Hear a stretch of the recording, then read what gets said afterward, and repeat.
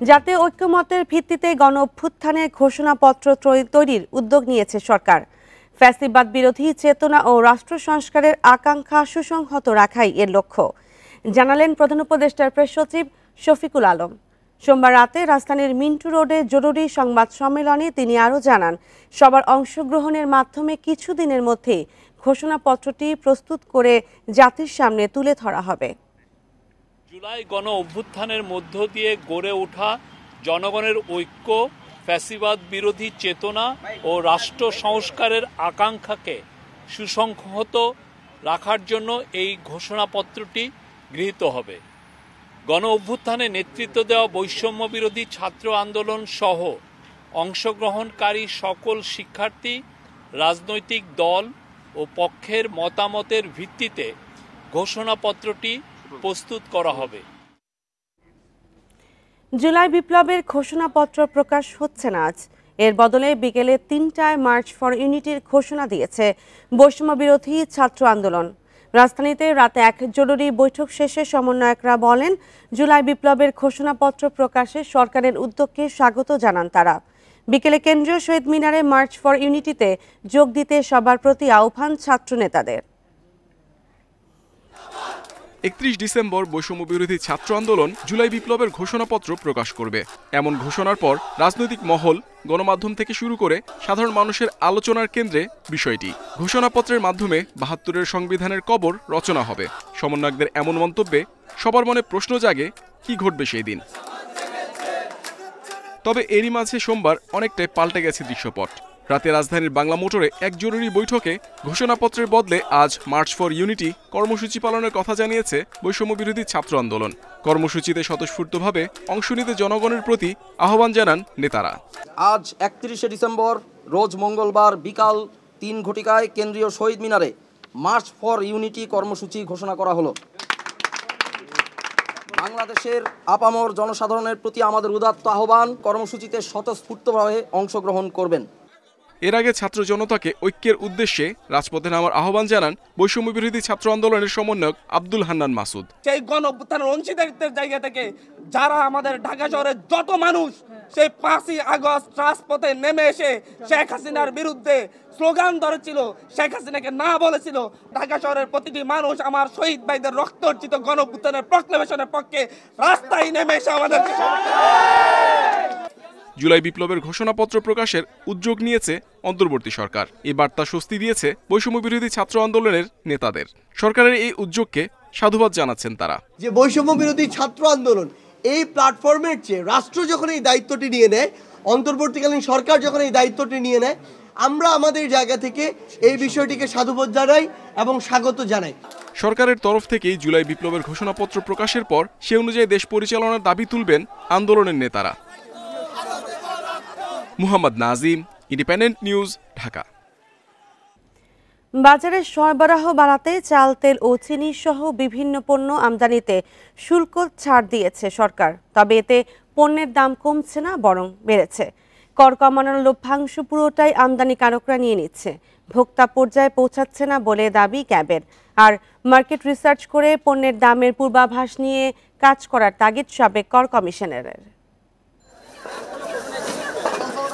দাম কমাতে চাল, চিনি সহ ১১টি পণ্য আমদানিতে শুল্ক কমিয়েছে সরকার। কোনোটির শুল্ক প্রত্যাহার করা হয়েছে পুরোপুরি, তারপরও কমেনি দাম, বরং বেড়েছে। চালের বাজার নিয়ন্ত্রণে নভেম্বরের শুরুতে ১৫% আমদানি শুল্ক ও ৫% রেগুলেটরি শুল্ক প্রত্যাহার করে সরকার। গেল ২-৩ সপ্তাহের ব্যবধানেই সব ধরনের চালের দাম প্রতি কেজিতে বেড়েছে ৮ টাকা পর্যন্ত।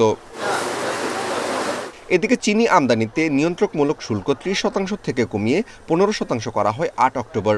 তবু গেল এক মাসের ব্যবধানেই প্রতি কেজিতে দাম বেড়েছে ৫ টাকা পর্যন্ত। বর্তমানে খোলা চিনি বিক্রি হচ্ছে ১৩২ থেকে ১৩৫ টাকায়। এদিকে সয়াবিন তেল আমদানিতে ২ দফা শুল্ক কমিয়ে ৫% নির্ধারণ করে সরকার। এরপরই আবার প্রতি লিটার বোতলজাত তেলের দাম বাড়িয়ে ১৬৭ থেকে করা হয় ১৭৫। বাড়তি লাভের আশায় সংঘবদ্ধ চক্র বাজারে কৃত্রিম সংকট তৈরি করেছে বলে অভিযোগ উঠেছে। সিন্ডিকেটটা এমন যে একটা দোকানদার যদি বলে ১০০ টাকা, তাহলে প্রত্যেকটা দোকানদারই ১০০ টাকা। যে কেউ বলবে যে ভাই আমি ৯০ অথবা ৮০, সেটা না। যে দাম এগুলো তো আসলেই খারাপ লাগে, যে এটা দৌড়িয়ে ১৮০ টাকা 100 টাকা কেজি। আমদানি শুল্ক বা অন্যান্য ট্যাক্স যখন কমানো হয়, এটার সুফল কিন্তু ভোক্তা পর্যায়ে আসে না। তো আমরা ইতিমধ্যে যেটা দেখেছি, এটার পুরো সুফলটাই আমাদের যারা আমদানিকারক, পাইকারি ব্যবসায়ী বা বড় কর্পোরেট গ্রুপ, তারাই কিন্তু পুরোটাই নিয়ে নিচ্ছেন। শুধু শুল্ক কমালেই সমাধান মিলবে না। বাণিজ্য মন্ত্রণালয় সহ সব পক্ষকে দ্রব্যমূল্যের পূর্বাভাস নিয়ে মার্কেট রিসার্চ করার তাগিদ বিশ্লেষকদের। আমাদের চাহিদার যে পূর্বাভাস, এটি কিন্তু নিরূপণ করে সরকারকে আগাম জানাতে হবে, যে আপনার সরকারকে জানাবে বাণিজ্য মন্ত্রণালয়কে যে 3 মাস পরে এই পণ্যের ঘাটতি হবে, 6 মাস পরে এটা আমাদের দরকার হবে। এদিকে পেঁয়াজ আমদানিতে 10% করের সম্পূর্ণই প্রত্যাহার করা হয়। তাও নভেম্বর ডিসেম্বরে আমদানি করা পেঁয়াজ বিক্রি হয়েছে 100 থেকে 120 টাকা কেজি দরে। তবে মাস শেষে তা কিছুটা কমেছে। Amirul Islam, independent News, Dhaka. অভ্যুত্থানের চেতনা ধারণ করে মাঠ প্রশাসনকে কাজ করার নির্দেশ দিয়েছে প্রধান উপদেষ্টা অধ্যাপক ডক্টর মোহাম্মদ ইউনূস। সোমবার 4 বিভাগীয় কমিশনার ও 31 জেলা প্রশাসকদের সঙ্গে ভিডিও কনফারেন্সে এই নির্দেশ দেন তিনি। এ সময় সব ধর্মের মানুষের অধিকার নিশ্চিত এবং দ্রব্যমূল্য নিয়ন্ত্রণে তৎপরতা বাড়ানোর আহ্বান জানান প্রধান উপদেষ্টা। এরকম কিছু মানুষের জুলাই অভ্যুত্থানের পর সমসাময়িক বিষয় নিয়ে মাঠ প্রশাসনের 4 বিভাগীয় প্রধান ও 31 জেলা প্রশাসনের সঙ্গে বৈঠক করেছেন প্রধান উপদেষ্টা অধ্যাপক মোহাম্মদ ইউনূস। সকালে রাজধানীর তেজগাঁয়ে প্রধান উপদেষ্টার কার্যালয় থেকে ভিডিও কনফারেন্সে যোগ দেন তিনি। কর্মকর্তাদেরকে জুলাই বিপ্লবের কথা স্মরণ করিয়ে দেন অধ্যাপক ইউনূস। অভ্যুত্থানের চেতনা ও লক্ষ্য ধারণ করে মাঠ প্রশাসনকে কাজের নির্দেশ দেন তিনি। যে উদ্দেশ্য নিয়ে, যে পরিস্থিতিতে এই নতুন এই উদ্ভুত্থানের জন্ম হলো, সেটাকে ধারণ করে সেটার স্পিরিটকে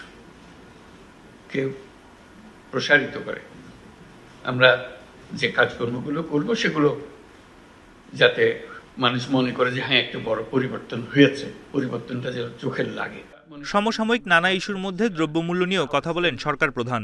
নিত্যপণ্যের মূল্য নিয়ন্ত্রণে মাঠ প্রশাসনের তৎপরতা বাড়ানো ও নিজেদের মধ্যে প্রতিযোগিতার পরামর্শ দেন তিনি। দ্রব্যমূল্য একটা বড় ইস্যু, এখান থেকে চেষ্টা হচ্ছে কিভাবে এটাকে আয়ত্তে আনা যায়। এখন আয়ত্তে আনার সুযোগ আরো বেশি সৃষ্টি হয়েছে, আগের চেয়ে অনেক বেশি সুযোগ সৃষ্টি হচ্ছে। সেই সুযোগটাকে ব্যবহার করে যাতে এটা আমরা প্রতিযোগিতার মধ্যে থাকি। এ সময় সংখ্যালঘু সহ সকল নাগরিকের অধিকার নিশ্চিতে বিশেষ মনোযোগী হতে মাঠ প্রশাসনকে নির্দেশ দেন তিনি। আমি নানাভাবে বলার চেষ্টা করছি, সংখ্যালঘুদের অধিকার বলে আলাদা অধিকার থাকার দরকার নেই। আমরা যে নাগরিক অধিকার, সেই অধিকারটা প্রতিষ্ঠিত করতে পারলেই আমরা এই কাজে সফল হয়ে গেলাম। এটাকে উৎপাদন করতে না পারলে জাতি হিসেবে আমরা ব্যর্থ হয়ে গেলাম, যে আমরা এটা এক পরিবার হতে পারছি না, আমরা এক পরিবার হতে চাই। অভ্যুত্থানের সময় পুলিশের কিছু সদস্যের কর্মকাণ্ডে গোটা বাহিনী তাদের মনোবল হারিয়েছে উল্লেখ করে প্রধান উপদেষ্টা বলেন, নির্দোষ পুলিশ সদস্যদের মনোবল ফেরাতে সবাইকে কাজ করতে হবে। পাশাপাশি দোষী পুলিশ সদস্যদের অবশ্যই বিচার হবে, বলেন প্রধান উপদেষ্টা। বন ইবনে কামাল, ইন্ডিপেন্ডেন্ট নিউজ, ঢাকা। মত পার্থক্য থাকলেও দেশের ক্ষতি যেন না হয় সে বিষয়ে সবাইকে সতর্ক থাকার আহ্বান জানিয়েছেন বিএনপির ভারপ্রাপ্ত চেয়ারম্যান তারেক রহমান। তিনি বলেন, দেশকে দ্রুত নির্বাচন প্রক্রিয়ার মধ্যে ফিরিয়ে আনতে হবে। সোমবার নীলফামারীতে এক অনুষ্ঠানে ভার্চুয়ালি যুক্ত হয়ে তিনি কথা বলেন। 2014 সালে র্যাবের ক্রসফায়ারে নিহত স্থানীয় বিএনপি নেতা গোলাম রাব্বানীর পরিবারের জন্য তৈরি বাড়ির চাবি হস্তান্তর উপলক্ষে অনুষ্ঠানের আয়োজন করে আমরা বিএনপি পরিবার। অনুষ্ঠানে লন্ডন থেকে যোগ দেন তারেক রহমান। আরও বলেন, বিএনপি আগামীতে ক্ষমতায় গেলে বাংলাদেশকে নিরাপদ আদর্শ রাষ্ট্র হিসেবে গড়ে তোলার চেষ্টা করবে। বিভিন্ন বিষয়ে রাজনৈতিক দলগুলোর মধ্যে মত পার্থক্যের কথা উল্লেখ করেন তিনি। বলেন, মতের মিল না থাকলেও দেশ ক্ষতিগ্রস্ত হয় এমন কিছু করা যাবে না। দেশকে এগিয়ে নিতে হলে গণতন্ত্র ফিরিয়ে আনা এবং নির্বাচন প্রক্রিয়া অব্যাহত রাখা জরুরি বলেও মন্তব্য করেন তারেক রহমান।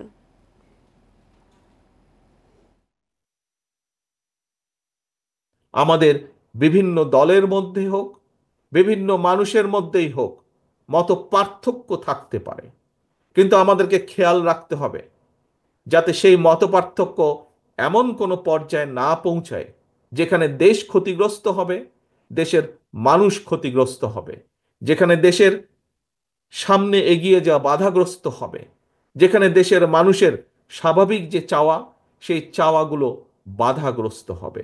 এমন কোনো পরিস্থিতির উদ্ভব যাতে না হয়, এই ব্যাপারে আমাদেরকে সতর্ক থাকতে হবে। দেশে আর কোনো স্বৈরাচারকে ক্ষমতায় আসতে দেওয়া হবে না বলে মন্তব্য করেছেন বিএনপির স্থায়ী কমিটির সদস্য আমির খসরু মাহমুদ চৌধুরী। সোমবার চট্টগ্রামের মাছিরঘাট এলাকায় জাতীয়তাবাদী শ্রমিক দলের সমাবেশে তিনি এ মন্তব্য করেন। আমির খসরু মাহমুদ চৌধুরী বলেন, দেশে গণতন্ত্রের হাওয়া বইতে শুরু করেছে, নির্বাচনী আমেজ বইছে ভিন্নরূপে, যা বহুরূপে আর কোনো স্বৈরাচারকে থাকতে দেওয়া হবে না। ভোটের মাধ্যমে দেশের মানুষকে তাদের প্রতিনিধি নির্বাচনের সুযোগ করে দিতে হবে। নির্বাচন দীর্ঘায়িত করার ষড়যন্ত্র জনগণ মেনে নেবে না বলেও মন্তব্য করেন আমির খসরু মাহমুদ চৌধুরী। দিচ্ছি বড় বড় স্বৈরাচারকে বাংলাদেশের মানুষ বিতাড়িত করেছে। ওই প্রক্রিয়ায়, সেই প্রক্রিয়ায় ভিন্ন রূপে, বিভিন্ন রূপে, বহুরূপীর ভাব দিয়ে আর স্বৈরাচারকে আমরা এখানে থাকতে দেব না। বাংলাদেশের রাজনীতি নিয়ে ভারতের অতি উৎসাহী মনোভাব দুদেশের জন্য ক্ষতিকর বলে মন্তব্য করেছেন জামায়াত ইসলামীর আমির ডাক্তার শফিকুর রহমান। সোমবার ঠাকুরগাঁও জেলা স্কুল মাঠে দলের কর্মী সম্মেলনে তিনি এ মন্তব্য করেন। বলেন, ভারত মাঝে মধ্যে তার সীমানা অতিক্রম করে। বাংলাদেশের রাজনীতিতে কে কার সঙ্গে জোট বাঁধবে, কে ক্ষমতায় গিয়ে সরকার গঠন করবে তা নিয়ে তারা অনেক আগ্রহী। দেশের অভ্যন্তরীণ বিষয়ে ভারতকে আর নাক গলানোর সুযোগ দেওয়া হবে না বলেও জানান তিনি। এ সময় তিনি আরও বলেন, যারা দেশের টাকা বিদেশে পাচার করেছে তাদের ফিরিয়ে এনে বিচার করতে হবে এবং সেই টাকা জনকল্যাণে ব্যবহার করতে হবে।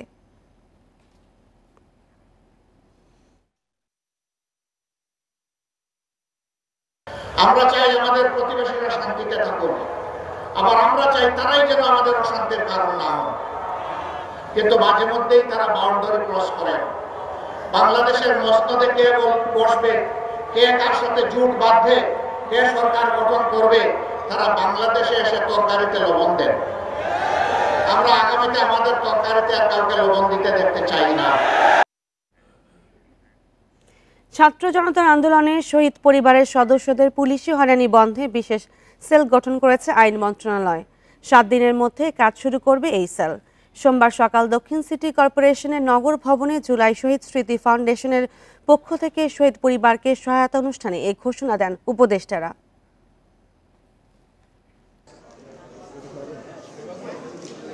জুলাই স্মৃতি ফাউন্ডেশনের পক্ষ থেকে দেয়া আর্থিক সহায়তা গ্রহণ করতে দক্ষিণ সিটি কর্পোরেশনের নগর ভবনে শহীদ পরিবারের সদস্যরা। অনুষ্ঠানের শুরুতেই পুলিশ ও আইনি হয়রানি অভিযোগ করেন শহীদ পরিবারের সদস্যরা। গণহত্যাকারীদের বিচার করা সরকারের সবচেয়ে গুরুত্বপূর্ণ কাজ বলে মন্তব্য করেন বৈষম্য বিরোধী নেতারা। বলেন, বিচার না হলে সরকার ও ছাত্ররা ব্যর্থ হবে। কিন্তু এটাই অন্তর্বর্তীকালীন সরকারের সবচেয়ে বড় দায়বদ্ধতা। এই একটা জায়গায় যদি আমরা সফল না হই, দৃশ্যমান বিচার আমরা না দেখতে পাই, বাংলাদেশের ইতিহাসে এই 24-এর অভ্যুত্থানে সবচেয়ে বড় সীমাবদ্ধতা হয়ে থাকবে এটি, এবং এর দায় আমরা কোনোদিন কেউ উপেক্ষা করতে পারবো না। জুলাই গণহত্যা বিচারে সরকার সবচেয়ে বেশি গুরুত্ব দিচ্ছে বলে উল্লেখ করে উপদেষ্টারা জানান, এদেশেই শেখ হাসিনার বিচার হবে। হত্যাকারী খুনি হাসিনা এবং তার পুলিশ বাহিনী এবং যারা এটার সাথে জড়িত ছিল প্রত্যেকের বিচার করা, এই বিচার হতেই হবে বাংলাদেশের মাটিতে। উপায় হবে বিচার, আরেকটা বড় উপায় হবে এই দেশটা যদি সত্যিকার অর্থে যে জন্য আপনাদের পরিবারের শহীদেরা প্রাণ দিয়েছেন সেই লক্ষ্যে আমরা নিয়ে যাওয়ার অন্তত যাত্রাটুকু শুরু করতে পারি। আইন উপদেষ্টা জানান, ফয়দা হাসিলের জন্য একটি পক্ষ যাকে তাকে আসামি করে মামলা করছে, এতে বিচার প্রক্রিয়া বিতর্কিত হচ্ছে। বিচারের প্রত্যাশা এটা কিন্তু ব্যবসা হয়েছে আমাদের সমাজে। এদেরকে আমরা চিহ্নিত করব, অবশ্যই তাদেরকে জবাবদিহিতার আওতায় আনতে হবে। প্রথমে আমাদের শুদ্ধভাবে মামলা করতে হবে। আমাদের আইন মন্ত্রণালয়ের পক্ষ থেকে যে লিগালি একটা সেল করে দিব, এটাও তোমাদেরকে আমি কথা দিচ্ছি 7 দিনের মধ্যে করে দেব। পরে 77 জন শহীদ পরিবারকে আর্থিক সহায়তার চেক তুলে দেন উপদেষ্টারা। Shahriar Anirban, Independent News, Dhaka. 43তম বিসিএস নিয়োগের জন্য জনপ্রশাসন মন্ত্রণালয়ের 15 অক্টোবর প্রজ্ঞাপন বাতিল করা হয়েছে। কর্ম কমিশনের নতুন সুপারিশপ্রাপ্ত 1896 জন প্রার্থীকে সিভিল সার্ভিসের বিভিন্ন ক্যাডার পদে নিয়োগ দেওয়া হয়েছে। সোমবার নতুন প্রজ্ঞাপনে বলা হয়, 64 জনকে নিয়োগ দেওয়া হয়েছিল, সেখান থেকে বাদ পড়েছেন 168 জন। এতে প্রশাসন ক্যাডারে 26 জন, পররাষ্ট্র ক্যাডারে 3 জন ও পুলিশে ক্যাডারে 8 জন বাদ পড়েছেন। এদের নিয়োগের জন্য গেল বছরের 26 ডিসেম্বর সুপারিশ করেছিল সরকারি কর্ম কমিশন। এর আগে 15 অক্টোবর যে প্রজ্ঞাপন প্রকাশ করা হয় সেখানে বিভিন্ন ক্যাডারে বাদ পড়েছিলেন 99 জন। সব মিলিয়ে 43তম বিসিএস থেকে বাদ পড়লেন মোট 267 জন। গত বছরের 26 ডিসেম্বর সুপারিশ করেছিল সরকারি কর্ম কমিশন। আইনশৃঙ্খলা বাহিনীকে রাজনৈতিকভাবে ব্যবহার বন্ধ না হলে ভবিষ্যতেও গুমের ঘটনা বন্ধ হবে না বলেছেন অপরাধ বিশ্লেষকেরা। তাদের অভিযোগ, রাজনৈতিক বা প্রভাবশালী ব্যক্তিদের সরাসরি নির্দেশে গুম হতো। তবে পুলিশ বলছে, নতুন নির্দেশনা অনুযায়ী পরিচয় প্রকাশ না করে গ্রেপ্তার অভিযানে যাচ্ছে না ডিএমপি। আমাদের আমলে কোনো গুম কিংবা অহেতুক খুন হয়নি। বেশিরভাগই দেখা গিয়েছে বিনা নানা কারণে তারা নিজেরাই আত্মগোপন করেছে। 2022 সালের 5 ফেব্রুয়ারি রাজধানী উচ্চ বিদ্যালয়ের অনুষ্ঠানে সাবেক স্বরাষ্ট্রমন্ত্রী আসাদুজ্জামান খান কামাল বলেন, বাংলাদেশে কেউ গুম হয় না। তবে 5 আগস্ট শেখ হাসিনা সরকারের পতনের পর বেরিয়ে আসতে থাকে গুমের অসংখ্য অভিযোগ। খোঁজ মেলে আয়নাঘর গুম সেলের, গঠন করা হয় গুম কমিশন। গুমের ঘটনায় ক্ষমা চায় র্যাব ও পুলিশ। গণমাধ্যমের তথ্য বলছে, 2004 সাল থেকে 2021 সাল পর্যন্ত গুমের পাশাপাশি চলেছে ক্রসফায়ার। 2021 সালে র্যাবের উপর নিষেধাজ্ঞা দেয় যুক্তরাষ্ট্র। এরপরই প্রায় বন্ধ হয়ে যায় ক্রসফায়ার। আওয়ামী লীগের 16 বছরের শাসনামলে 1676টি গুমের অভিযোগ এসেছে কমিশনের কাছে। এর মধ্যে প্রথম পর্যায়ে 758টি পর্যালোচনা করছে কমিশন। ইটের ভাটার মধ্যে ফেলে দেওয়া হয় অথবা নদীতে ফেলে দেওয়া হয়। তো আমার জন্য ওই 7 মাসটা ওই সিচুয়েশনটার মধ্যেই আমার মেন্টালি প্রিপারেশন নিয়ে থাকতে হয়েছিল যে যদি এখানে মারা যাই তাহলে আমার ডেড বডিটা পরিবারের কাছে পৌঁছাবে না। বেশিরভাগ গুমের অভিযোগ র্যাব, ডিবি, সিটিটিসি, ডিজিএফআই এবং এনএসআইয়ের বিরুদ্ধে। ডিএমপি বলছে, এমন ঘটনা বন্ধে নতুন নির্দেশনা দেওয়া হয়েছে। এই ব্যাপারে সুনির্দিষ্ট নির্দেশনা ইতিমধ্যে আমরা পেয়েছি। আমরা আমাদের সেই নির্দেশনা মোতাবেক কাজ করছি। যে কোনো জায়গায় আমরা অভিযানে গেলে আমাদের পুলিশ সদস্য যারা রয়েছেন তারা তাদের পরিচয় দিয়ে তবেই প্রয়োজনীয় আইনি পদক্ষেপগুলো নিচ্ছেন। বিশ্লেষকরা বলছেন, আইনশৃঙ্খলা বাহিনীর রাজনৈতিক ব্যবহার বন্ধ না হলে ভবিষ্যতেও এমন ঘটনা ঘটতে পারে। এই যে আইনশৃঙ্খলা বাহিনী তাদের যে রাজনীতিকরণ এবং তাদের যে ওয়েলবিংটা, প্রমোশন, তাদের পোস্টিং, এই বিষয়গুলো যতক্ষণ পর্যন্ত রাজনীতির বিবেচনায় হবে ততক্ষণ কিন্তু এই জিনিসগুলো আবার অচিরেই আবার দেখা যাবে যে শুরু হয়ে যেতে পারে।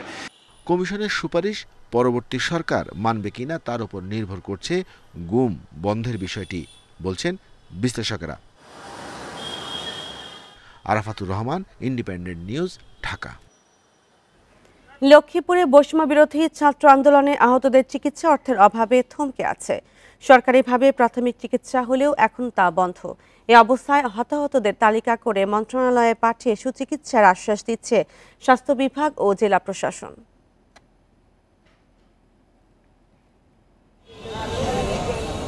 লক্ষ্মীপুরের দক্ষিণ বাঞ্ছানগরের রমজান আলী বাবা মা, স্ত্রী, সন্তান সহ 6 জনের সংসার চালাতেন দিনমজুরি করে। 4 আগস্ট কাজের জন্য বের হয়ে শহরের তমিজ মার্কেট এলাকায় গুলিবিদ্ধ শিক্ষার্থীদের রাস্তায় পড়ে থাকতে দেখেন। সে সময় তাদের উদ্ধার করতে গিয়ে গুলিবিদ্ধ হন রমজান। 2.5 মাস ঢাকায় থেকে শরীরের 2টি গুলি বের করলেও এখনও ফুসফুসের পাশে রয়েছে আরও একটি। এতে বন্ধ তার স্বাভাবিক চলাফেরা। আমাদের দেখাও না, চাও না, চিন্তাও না, এই জন্য আমি এই অবস্থার মধ্যে আছি। আমার 3টা ছেলে মেয়ে, 2জন মা বাবা আছে, আর আমরা স্বামী স্ত্রী মোট 7 জন ফ্যামিলি খাওয়ার মতো। আমার মতো কেউ আমাদের সহযোগিতার মতো কেউ সহযোগিতা করে না। শুধু রমজান আলী নয়, গুলিবিদ্ধ হন সদর উপজেলার শাকচর এলাকার কলেজ ছাত্র ইউসুফ আলী মাহমুদ, চর রুহিতার খালেদ মোহাম্মদ সুজন, হারুনুর রশিদ ও সজীব সহ অনেকে। সরকার থেকে প্রাথমিক চিকিৎসা করা হলেও অর্থের অভাবে বন্ধ উন্নত চিকিৎসা। ওনাদের পক্ষে বাংলাদেশে এটা ট্রিটমেন্ট করা সম্ভব না। ওনারা বলতেছে এটা যে কোনো মূল্য হোক বাইরে এটা ট্রিটমেন্ট করা লাগবে। যাদের এই রক্তের বিনিময়ে আজকের নতুন বাংলাদেশ, তাদের এখনো সুচিকিৎসা হচ্ছে না। এ বিষয়ে স্বাস্থ্য বিভাগ ও জেলা প্রশাসন জানিয়েছে, আহতদের তালিকা করে মন্ত্রণালয়ে পাঠানো হয়েছে। দ্রুতই তাদের উন্নত চিকিৎসার ব্যবস্থা করা হবে। তালিকাটি সম্পূর্ণ করার সাথে সাথে আমরা এটি মন্ত্রিপরিষদ বিভাগে এবং আমাদের যে স্বাস্থ্য মন্ত্রণালয় যারা আমাদের কাছে চেয়েছে, তো তাদের উদ্দেশ্যটাই হচ্ছে এই আহতদের তালিকা দেখে যথাযথ সুচিকিৎসা যাদেরটা দেশে সম্ভব আর্থিক সহায়তার মাধ্যমে তাদের ব্যবস্থাটি আমাদের এখানে করা হবে এবং আপনাদের দাবি অনুযায়ী যাদের সুচিকিৎসার জন্য দেশের বাইরে নিতে হবে তাদেরকে বাইরে পাঠানো হবে। বৈষম্য বিরোধী ছাত্র আন্দোলনে জুলাই ও আগস্টে লক্ষ্মীপুরে শহীদ হন 17 জন। এ সময় 300 ছাত্র জনতা গুলিবিদ্ধ সহ আহত হয়। Independent news. নতুন বছর বরণ উপলক্ষে পাহাড়ে ভিড় করেছেন পর্যটকেরা। এর মধ্যে খাগড়াছড়ির বেশিরভাগ হোটেল কটেজ বুকিং হয়ে গেছে। ভিড় বেড়েছে রাঙামাটি সাজেক ভ্যালিতেও। অতিথি বাড়ার খুশি পর্যটন ব্যবসায়ীরা। খাগড়াছড়ির আলুটিলার রহস্যময় সুড়ঙ্গ, ঝুলন্ত ব্রিজ, বৃষং ঝর্ণা সহ অসংখ্য স্পট পর্যটক টানে সারা বছরই। তবে নতুন বছর বরণ উপলক্ষে পর্যটক সমাগম এখন স্বাভাবিকের চেয়ে বেশি। খাগড়াছড়ি ভ্রমণে আসায় বেশিরভাগ পর্যটকের আগ্রহ থাকে সাজেক ভ্যালি ঘিরে। যাতায়াত সুবিধার কারণে খাগড়াছড়ি হয়ে রাঙামাটির সাজেকে যাতায়াত করেন তারা। এরই মধ্যে পর্যটকের উপস্থিতি বেড়েছে রুইলুই ও কংলাক পাড়ায়। খুবই ভালো লাগছে, আর নতুন বছর উপলক্ষে নতুন একটা জায়গা ঘুরে দেখা হলো আমাদের, তো মেঘের সাম্রাজ্য বেশ ভালো লেগেছে। খাগড়াছড়ি এবং সাজেকের মানে মেঘগুলা খুব ভালো লাগছে এবং আলুটিলা এগুলা দেখে আমাদের কাছ থেকে অনেক মানে ভালো লাগছে। এই সময় ঘুরতে আসার পরিবেশটা খুবই সুন্দর, বিশেষ করে খাগড়াছড়ি আর সাজেক যে ইয়াটা খুবই ভালো হয়েছে। আমরা নতুন বছরকে বরণ করার জন্য মূলত ঘোরার উদ্দেশ্যে আসছি। পর্যটকদের রুম বুকিংয়ে ছাড় দিচ্ছে অনেক হোটেল মোটেল। পর্যটক সমাগম বাড়ায় বিদায়ী বছরে ক্ষতি পুষিয়ে ওঠার আশা ব্যবসায়ীদের। নতুন বর্ষ বরণকে ঘিরে পর্যটকদের ব্যাপক আগমন লক্ষ্য করছে। আমরা সেভাবে প্রস্তুতি নিয়ে রেখেছি, ইতিমধ্যে আমাদের হোটেল বুকিং হয়ে গেছে এবং আমরা প্রত্যাশা করছি যে আগামীতে এইভাবে পর্যটকের আগমন অব্যাহত থাকবে। পর্যটকদের নিরাপত্তা নিশ্চিতে কাজ করছে ট্যুরিস্ট পুলিশ। নিয়মিত টহলের পাশাপাশি রয়েছে সাদা পোশাকের পুলিশও। খাগড়াছড়ি যতগুলো পর্যটন কেন্দ্র রয়েছে তার মধ্যে আলুটিলা, তারপর এই জেলা পরিষদ পার্ক, এগুলো হচ্ছে যে কি মেইন। এর বাইরেও আমরা পর্যটকের আনাগোনার উপর ভিত্তি করে মায়াবিনী লেক, দেবতা পুকুর এই ধরনের জায়গাগুলো যাচ্ছি। আর প্রয়োজন ভেদে সাজেকগামী ট্যুরিস্টদের স্পট বা অন্যান্য সুবিধাও দিয়েছে। নতুন বছর বরণ উপলক্ষে খাগড়াছড়ি ও রাঙামাটির সাজেকে অন্তত 20,000 পর্যটক সমাগমের আশা ব্যবসায়ীদের। Independent news. বর্ষবরণের প্রস্তুতি নিয়ে আরো জানাতে রাঙামাটি ও খাগড়াছড়ি থেকে যুক্ত হচ্ছেন সহকর্মীরা। শুরুতেই রাঙামাটি থেকে যুক্ত হচ্ছেন সহকর্মী হিমেল চাকমা।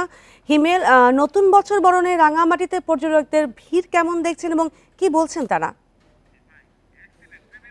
আসলে রাঙামাটিতে যদি আমি পর্যটকের ভিড়ের কথা বলি, সেটা আমরা বুঝতে পারবো যে বিকাল বেলায় কি অবস্থা। তবে আমরা আশা করতেছি যে, অর্থাৎ শুধু আশা না, আমরা বলতে পারি যে রাঙামাটিতে এই যে 31st নাইট উদযাপনকে কেন্দ্র করে প্লাস নতুন বর্ষকে বরণকে কেন্দ্র করে রাঙামাটিতে কিন্তু পর্যটকের দল নেমেছে আমরা বলতে পারি। কারণ যে রাঙামাটিতে আমরা যে হোটেল মোটেল যে রিসোর্ট গুলোতে আমি যে যে খবর যেগুলো পেয়েছি সেগুলো হচ্ছে শতভাগ বুকিং, 90% বুকিং, অর্থাৎ মানে কানায় কানায় পূর্ণ বলা যায়। সেটা যদি আমি বলি, রাঙামাটিতে যে এই সময়ে অর্থাৎ 31st নাইটে যে পর্যটকরা আছেন তার মধ্যে মূলত বেশি নেন হচ্ছে রাঙামাটির যে সমস্ত এলাকায় মূলত প্রাকৃতিক পরিবেশের মধ্যে যে সমস্ত রিসোর্ট গড়ে উঠেছে সে সমস্ত রিসোর্টের মধ্যে তারা মূলত সেগুলো বেশি নেন, অর্থাৎ সেগুলো কিন্তু বর্তমানে একবারে 100% বুকিং বলা যায়। আমি যদি বলি রাঙামাটির যে গুরুত্বপূর্ণ যে পর্যটন কেন্দ্রগুলো রয়েছে, রিসোর্ট গুলো, বারগিলেক থেকে শুরু করে Bargilek, Rannetkun eco resort, Jumgang resort, eco resort, Jumking, Gangfar, Rangadwip, Ranga base camp সহ এই সমস্ত এলাকায় যে সমস্ত কটেজ গুলো করা হয়েছে, রিসোর্ট করা হয়েছে, বরগাং যেগুলো, সেগুলোতে কিন্তু শতভাগ বুকিং বলা যায়। কারণ সেগুলোতে আমরা দেখি যে প্রতি বছর রাত্রিবেলায় যে বিশেষ করে 12টা বা তার আগ পর্যন্ত পর্যটকরা কিন্তু বেশ এনজয় করে সেখানে ক্যাম্প ফায়ারিং ব্যবস্থা রাখা হয় পর্যটন রিসোর্ট গুলোতে। তো যার কারণে সে সমস্ত গুলোতে কিন্তু মূলত পর্যটকরা বেছে নেন। তবে শহরের যে সমস্ত পর্যটন কেন্দ্রগুলো রয়েছে অর্থাৎ মোটেল হোটেল মোটেল রয়েছে সেগুলোতে কিন্তু তুলনামূলক কম। তবে যে সমস্ত কাপ্তাই হ্রদের পাড়ে পাহাড়ের প্রকৃতির মাঝে যে সমস্ত রিসোর্ট গড়ে উঠেছে সেগুলোতে কিন্তু প্রচুর পরিমাণ শতভাগ বুকিং। একই অবস্থা সাজেকেরও একই অবস্থা। অর্থাৎ আমরা যে আগামী 1 থেকে 2 দিন, আগামী কালকে এবং আজকে রাঙামাটিতে কিন্তু যে রিসোর্ট গুলো সেগুলো কিন্তু শতভাগ বুকিং। আর অন্যদিকে আমি যদি নিরাপত্তার ব্যবস্থা যদি বলি, আসলে নিরাপত্তা বর্তমানে রাঙামাটির পরিবেশ অত্যন্ত ভালো। এখানে নিরাপত্তার কোনো সংকেত নেই। এখানকার যে জেলা পুলিশ, পাশাপাশি টুরিস্ট পুলিশও আছে, পাশাপাশি এখানে সেনাবাহিনীও কিন্তু আসে।